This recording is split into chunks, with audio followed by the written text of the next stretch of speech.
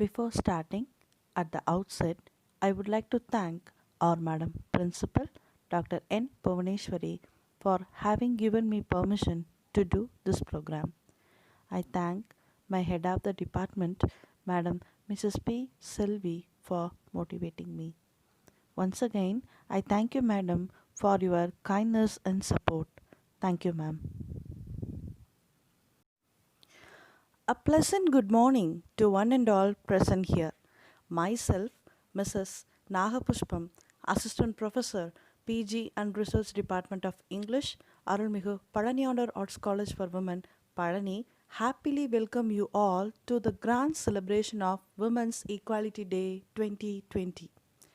Previously, we have celebrated World Indigenous Peoples Day 2020, and this is the second celebration of our prestigious department. So, being a woman, I'm very happy to host this event.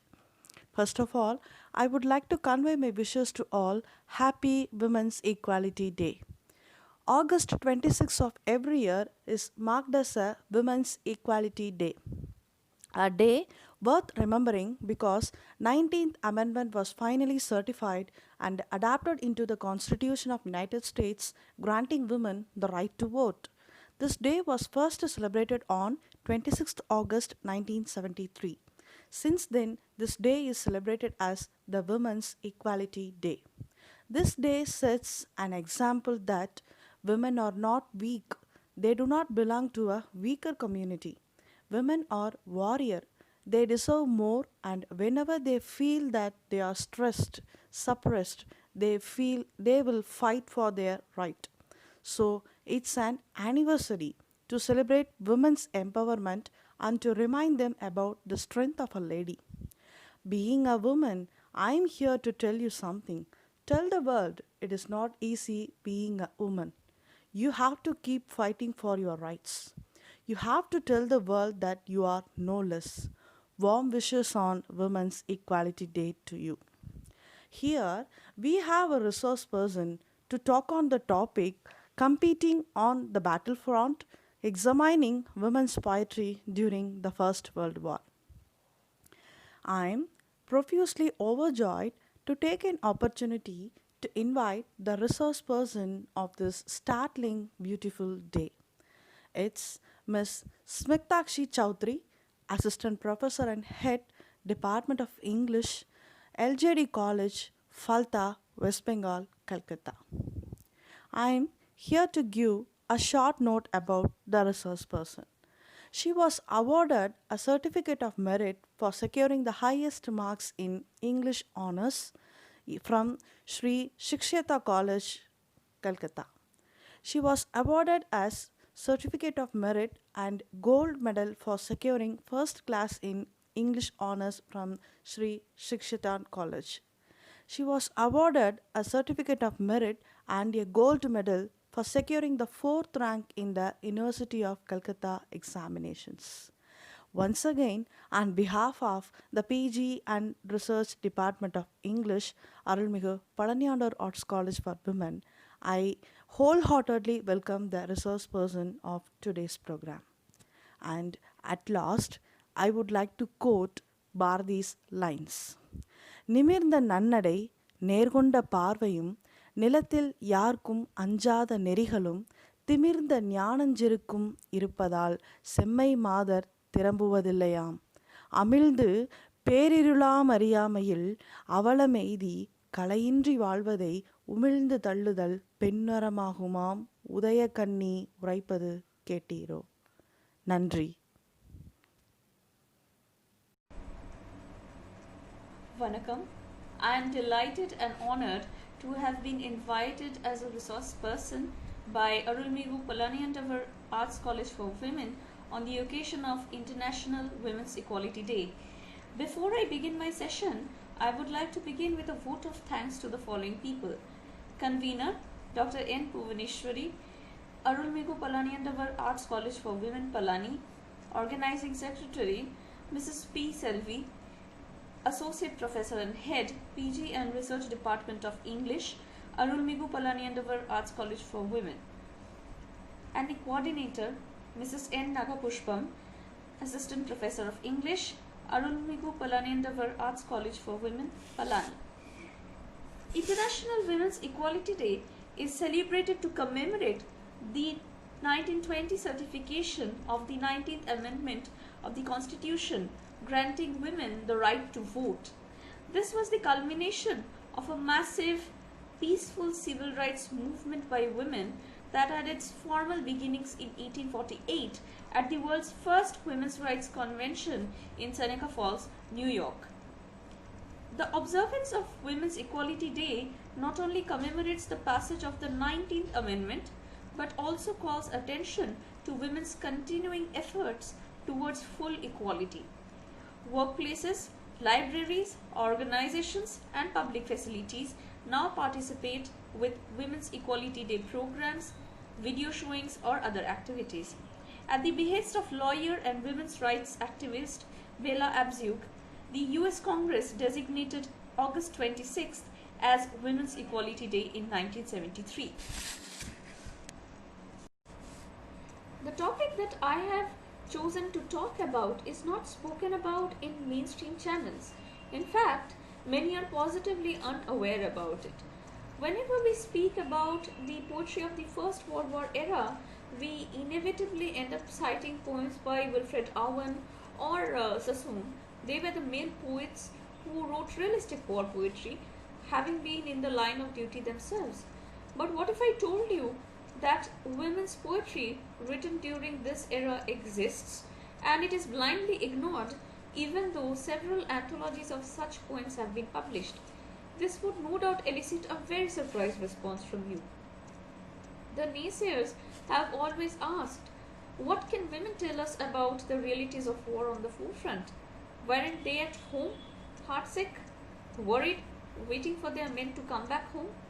To a certain extent, mainstream representations also feed such ideas into our minds, even though we are very aware of the world around us. Take any mainstream Indian film on war, for example. It inevitably shows women crying pools of tears, urging their men not to go to war and asking them, "Ke ghar kab aoge?" or "When will you come back?" The struggles and tears of these women, however, are very, very real. However, a written representation of such grief is also very rare. My first source of information about this kind of poetry, about women's poetry written during the World War era, comes from a BBC documentary named The Roses of No Man's Land. It includes first-hand accounts of women who had served as nurses during the First World War era. A few years later, I bought an anthology of such poems, and what I read greatly moved me. Such is the attitude that women were considered secondary when it came to war. It was largely considered to be a man's business, a man's territory. In fact, the range of subject of women's poetry during this era is broader than that of men's. It was more than the words of those who lived and died in battle. It will be my effort to show you that women were more than just passive waiting entities. They fought on the lines with men, only that history is not glorified or lauded in popular mediums. Many assume that war poems written by women would only be filled with grief, longing, or in some cases, extreme sentimentality. However, this is far from true. Women asked very, very uncomfortable questions, questions which were very difficult to answer. When Great Britain declared war on Germany on 4th August 1914, women from across the warring nations asked themselves a key question. The question was, what was a woman's role in wartime? A British man could immediately offer his services to the armed forces if he was aged between 17 and 41. But apart from the small percentage of professional nurses, few roles existed in which women could serve their country. Although some women had professional training, which would later become very useful, in the early days there was little for most women to do. This gulf between men's and women's wartime rules is perfectly summed up by American poet Gabriel Eliot, who asks, Pierrot goes forward, but what of Pierrette? This poem talks about two lovers who must be separated at the outbreak of the war. The man, Pierrot, must leave to serve in the army. Even a conventional love poem manages to voice such deep questions. Indeed, what was to happen to Pierrette once Pierrot left for the border? In some cases, they saw through the fanfare of departing armies to realize that many of these young men were moving towards certain death.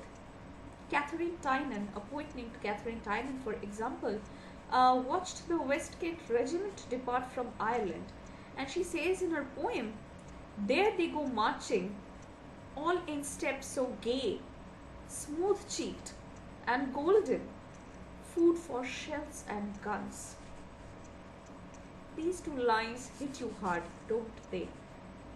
When the armies departed, they were seen off with much, fanfare and drum beats and much jubilation that they were going to serve their country. But many of these army men were barely adults, little over 17 years old. They were smooth-cheeked. They did not even have the facial, hair which is associated with, a grown man. They are described as food for shells, bombs, and guns. The tone of grim irony, you must note, is not very different from a poem perhaps written by Sassoon or Owen. Poet Winifred Letts, who might have watched the same regiment depart, asks in her poem, So it's beat, drums beat, but who will find them food to eat? The poet voices questions which cannot be easily answered. What was to happen to the women whose men had left them behind? Where would they find, the means of livelihood? Poet Alexander Grantham bids farewell to both her husband and her eldest son with the words, War is a time of death and long goodbye, to home and all its peaceful blessedness. A time when our travels' dear children lie, killed or maimed on alien soil, when wickedness, hate-maddened Christian goads on blood-drenched plain, to mock and crucify their God again. The poet obviously denounces the madness of war and bloodshed in no uncertain terms. These poems are far away from the tone of conventionality and sentimentality usually associated with women's poetry. The sense of grief is expressed with a sense of bitter irony and observation in the following lines. A man but dreads these last few moments more than any hail of sharpened bullets raining overhead. So the pain of saying goodbye to the family and going for the war front where you are not sure whether you will return or not is more than, this pain is more than getting hit by a rain of bullets. There is another very touching poem. In early London mornings every day are bitterest battles fought and victories gained. This talks about a scene on London train stations where families bid goodbye to their loved ones departing for the war front. But whether they that go or those who stay, lips smiling while their hearts break, have attained the greater triumph, God alone can say. So this is a poem by a woman named Evelyn Tollemache, and she's saying that it's, only God knows who is braver, whose victory is greater.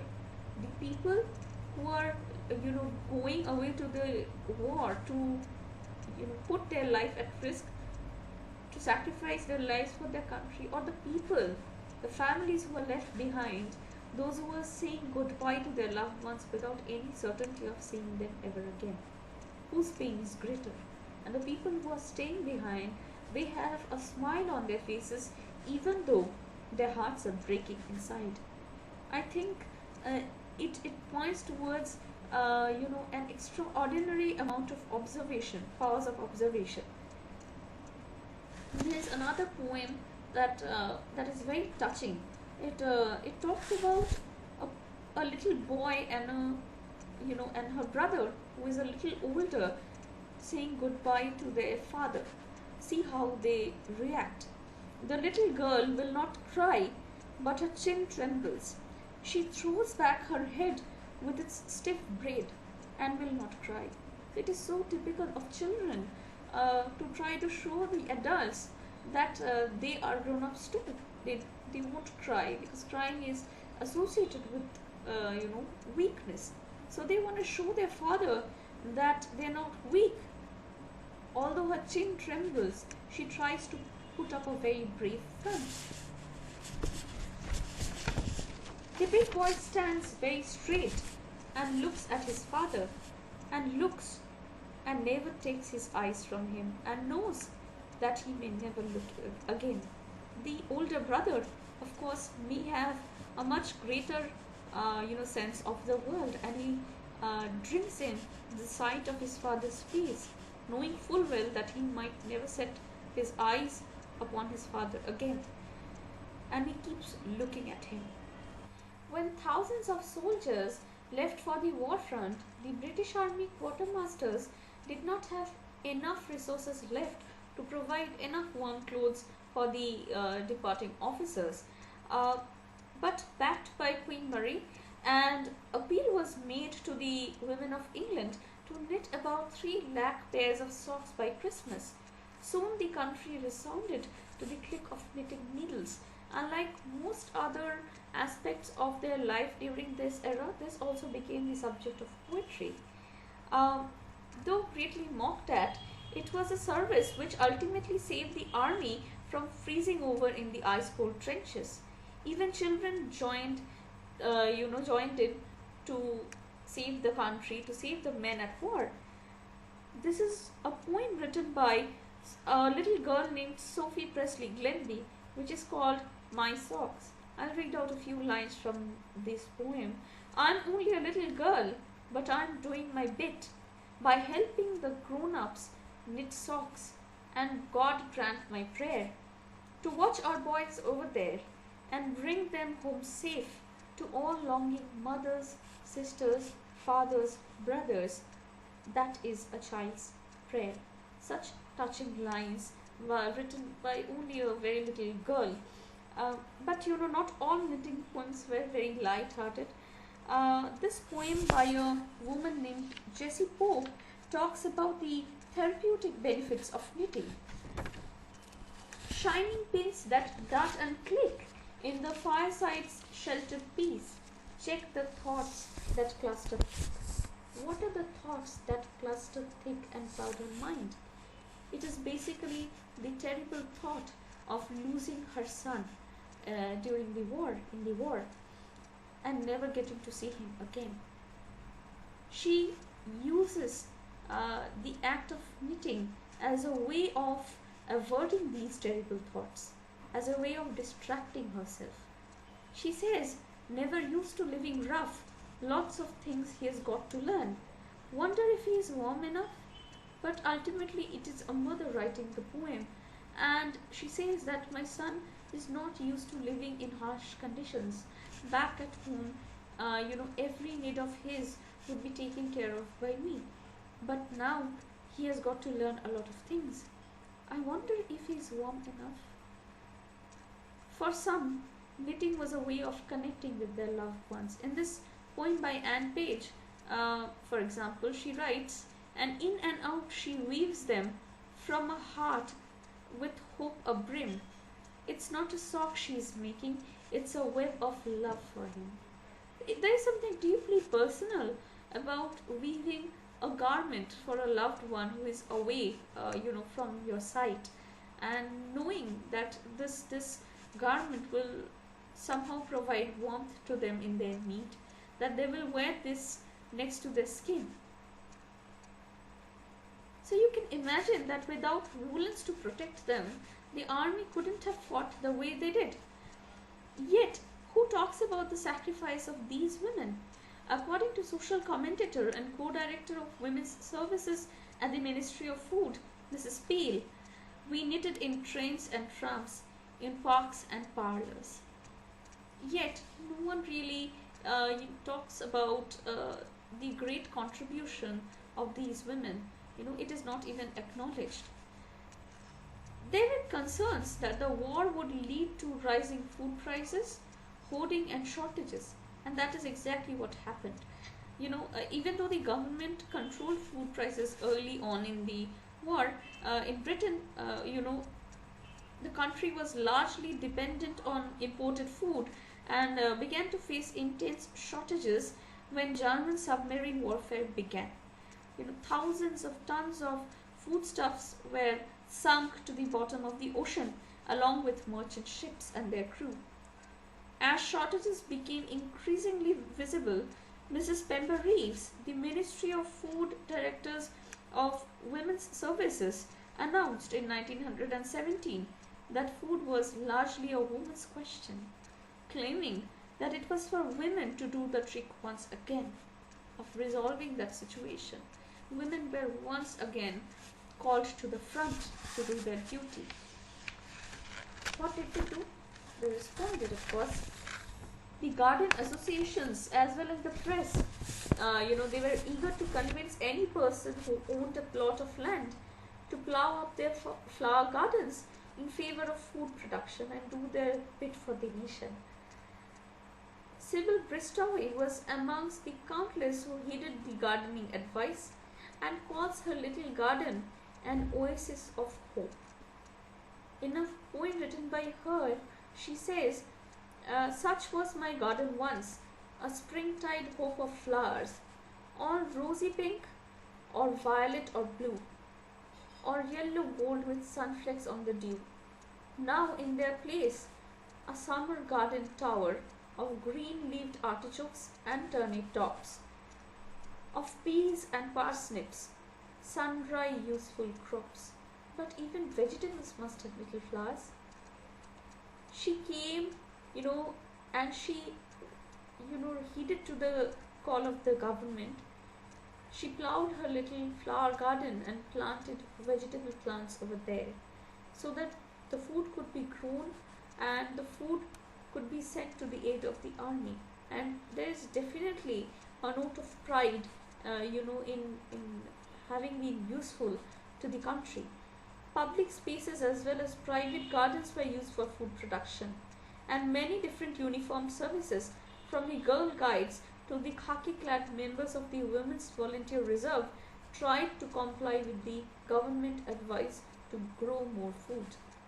Mrs. Aimstone writes, "In Warwick Park at Tunbridge Wells, there was a field overgrown with grass and thistles, weeds and stones, and rubbish there was thrown."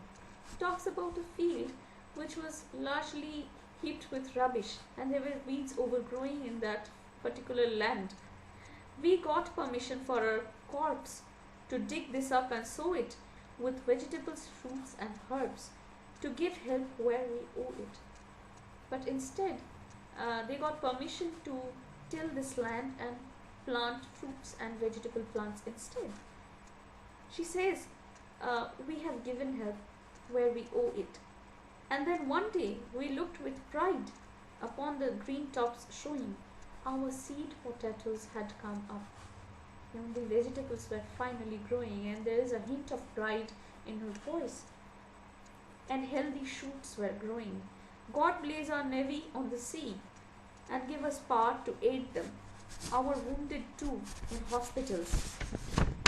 We long with gifts to lade them, and if our garden prospers well, and we grow things to eat, we'll send them to the hospitals and to our gallant feet." That is what they're talking about. So they're doing their service for the army, for the navy which is away at war. This also was a great contribution of the women. Even that is not acknowledged. When it came to, growing more food, it was the women who were called to the forefront. Food was called a woman's business. Gender stereotypes, of course. The men were not asked to plow the land, it was the women who did it. But who really knows about it? No one. We don't speak about it, of course.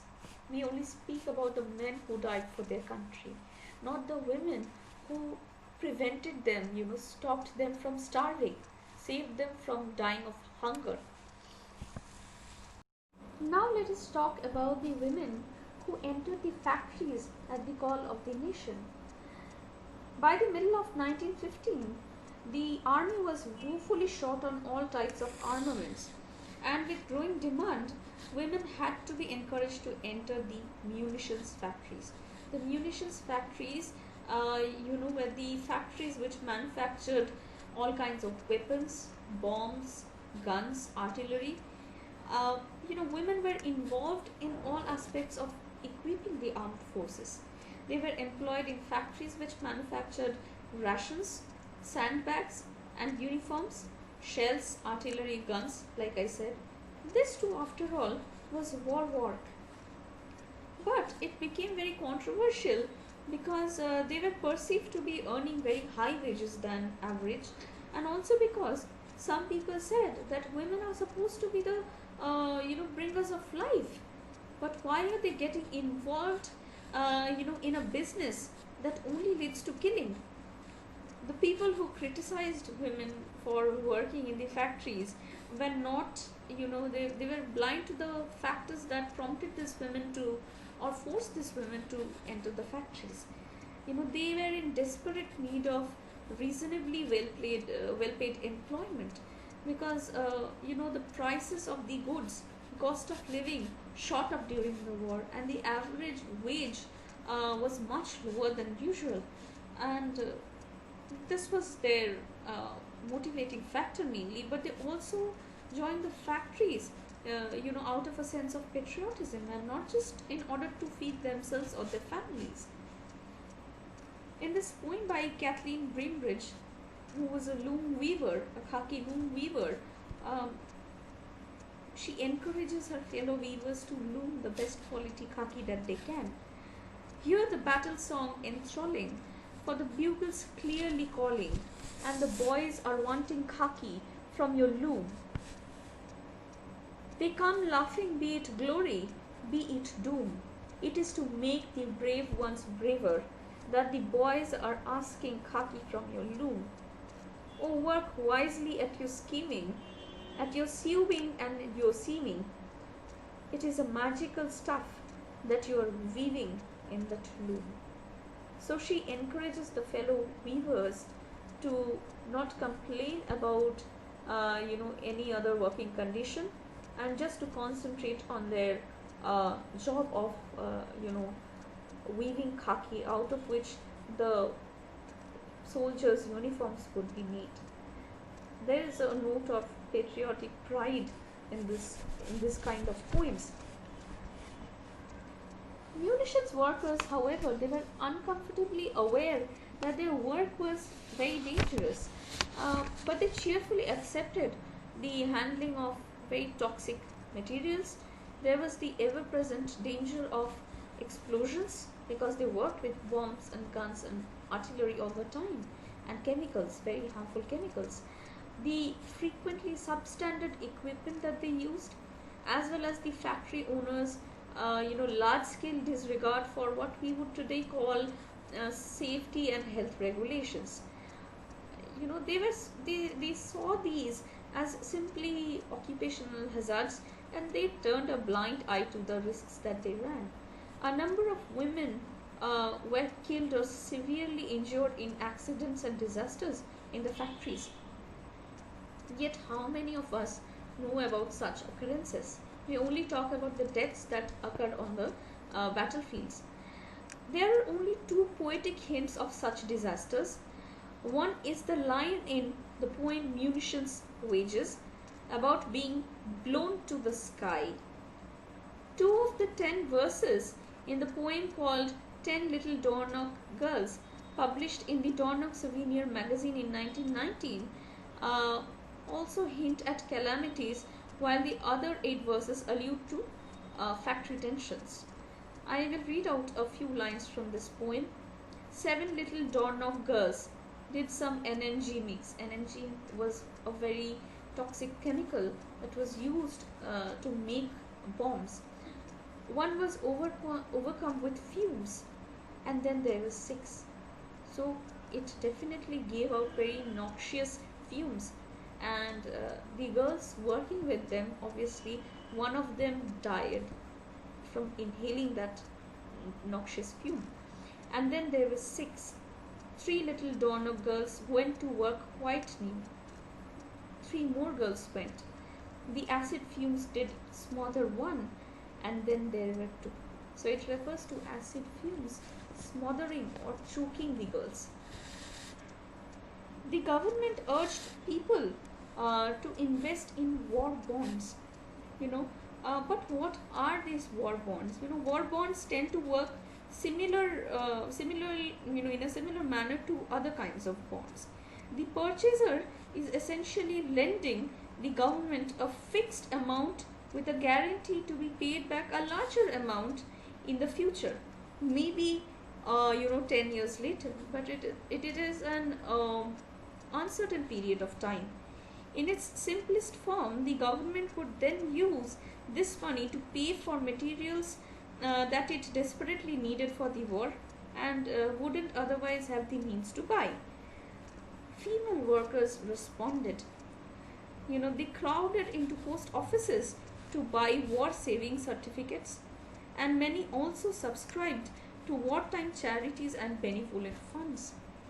One factory superintendent notes that although many of the workers, the women workers, they could not afford to eat, afford a meal in the subsidized factory canteens, but many girls, and I quote, many girls invested substantial amounts in war savings certificates. So these impoverished, already overworked women, exploited women, were paying the government money out of their own meager wages to help in the war. But we don't talk about that, do we?